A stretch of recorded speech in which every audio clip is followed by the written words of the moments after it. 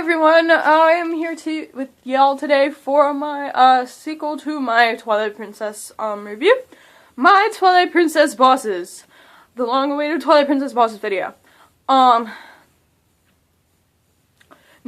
let me tell you, this list, I had a hard time coming up with this list. Because there were too many good bosses in the game, it was hard to pick who I wanted in this countdown and stuff. So, after hours and hours and hours of trying to decide what bosses to put where, it finally happened. And I came up with my top 5. So, yeah. That being said, here it is.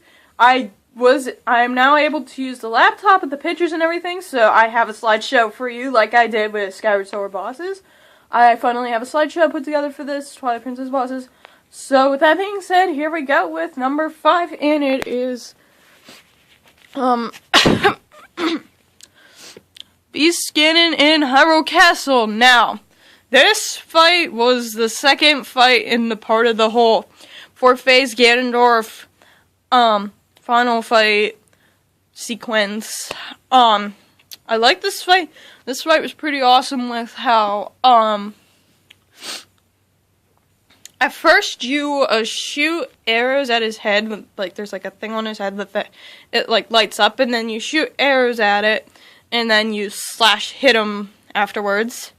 Then after a few minutes, after you get him with the arrows a couple times, every time you try to get him with the arrow, he dodges, and Midna comes out to inform you that you need to go beast against beast, transform into a wolf to finish him off. So then you transform into a wolf, then when he will teleport around the room and he'll charge at you. Then what you do is, as a wolf, Midna uses her hair to like grab him, and then she throws him onto the side, and then you attack him like usual. You do that a few times, and then he's done. Now, I like this fight because I loved getting to use a wolf in this. I feel like this was the only boss fight in the whole game of Twilight Princess that you were able to use wolf form. I loved getting to use wolf form for this. It was so much fun. So, with that being said, that is my number 5 Beast Ganon in Hyrule Castle. Now to my number 4 spot, which is Fierce in the Goron Mines. Now this fight, oh my gosh, I like this fight because he looks pretty cool in this. With I like how, like, at the beginning in the cutscene it shows him like he's all hung up and like asleep and everything. Then he wakes up and he erupts into these flames like this, and my god, did it look awesome.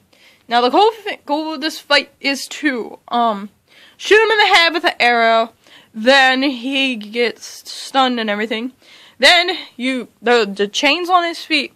You go to one of the chains on the feet, equip the iron boots, grab the chain, pull the chain, and then he falls down. Then you go up and slash him in the head multiple times, and you keep doing that until he's dead. And so yeah, I thought that was a pretty cool fight with I loved how he looked. It was just a pretty good fight in general. So with that being said, even though it was very easy, pretty good fight in general. So with that being said, number 4, Fierce in the Goron Mines. Now my number 3 spot is Blizzetta in the Snow Peak Ruins. Now this fight, oh my gosh, it was so creepy. How, Yetta leads you into her room with the, mirror shard. She looks into the mirror shard, and she turns all evil and scary, and, no, take mirror! I thought that was so damn creepy with that cutscene in the beginning before this fight. But this fight was pretty cool. First off, she starts off looking like that, and you use the ball and chain to get her to shrink down in size.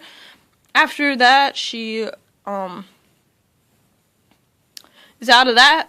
She will turn into this form, where she has multiple ice spike pillars around her, and she's up in the air, and then you're running around. You use the ice. The floor is ice. You use that to see where the spike things are going to land, and you dodge them. Then, once they all land, next thing you know, they go back up, they form a circle, they all land down again. You have to go out of the, well, use the ball and chain to clear a couple of the spike things. Then you run out of the circle before Blizzetta herself and the big ice mass. Blizzetta herself, she goes down into the center, and then you use the ball and chain to hit the ice thing. You do that part multiple times, and then she is done. So I like this fight because of the creepiness factor of it. I love the music in this fight. It was fun. I loved it, the use of the ball and chain in this fight. So yeah, that being said, Blizzetta and Snow Peak Ruins is my number 3 spot. Number 2 is, hold on, let me get a drink.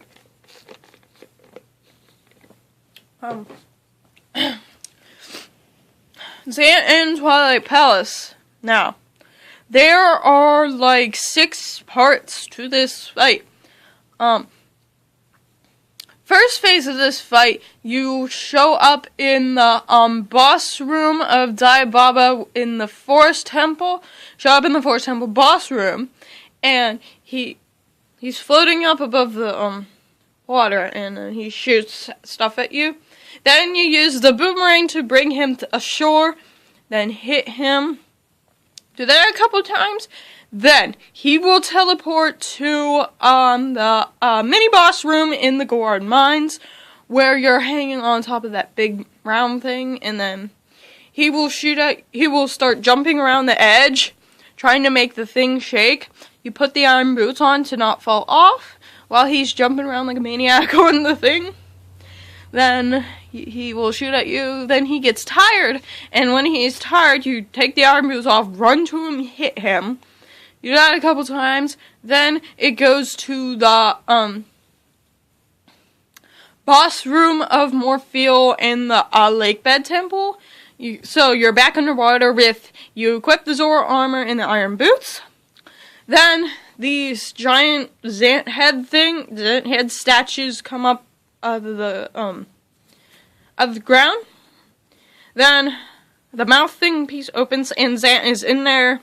He starts shooting lasers at you, and then you go up to it with the claw shot. You pull him out with the claw shot. You hit him. Then after that, 4 of them appear. You have to figure out which one he comes out of. Which one he comes out of, you go to, do the same thing, hit him, and then next phase is the mini boss room in the Forest Temple with the where you fought the monkey. He's on top of those little pillar thingies. He's jumping around the pillars.